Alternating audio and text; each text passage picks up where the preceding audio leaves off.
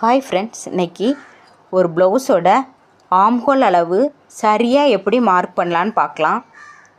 ஒரு ப்ளவுஸ் எடுத்து 4ஆக மடித்து போட்டிருக்கேன். இதை அளந்து பார்த்தோன்னா 11.5 இன்ச் வருது.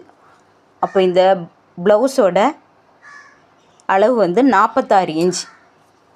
46 இன்ச் அளவு கொண்ட ஒரு ப்ளவுஸ்க்கு ஆம்ஹோல் நம்ம எப்படி மார்க் பண்ணலான்னு பார்க்கலாம். ஷோல்டர்லேருந்து ஸ்ட்ரெயிட்டாக ஒரு கோடு போட்டிருக்கேன். அதை இப்படி ஜாயின் பண்ணி விட்டுக்கோங்க. எல்லா ப்ளவுஸுக்கும் நம்ம இந்த ஜாயின் பண்ண இடத்துலேருந்து 1 இன்ச் 1.25 இன்ச் தான் வைப்போம். ஆனால் இந்த ப்ளவுஸ்க்கு அப்படி வச்சு பார்த்திங்கன்னா பாருங்கள், அளவு தப்பாக வருது. இதை எப்படி மார்க் பண்ணணும்னா, இந்த ஜாயின் பண்ண இடத்துலேருந்து இப்படி வச்சு பார்த்தா அது கரெக்டாக 2 இன்ச் வருது. அப்போ தையலுக்கு 1/4 இன்ச்சு விட்டுருப்பாங்க, 2.25 இன்ச்சு. இந்த சென்டர் பாயிண்ட்லேருந்து 2.25 வச்சு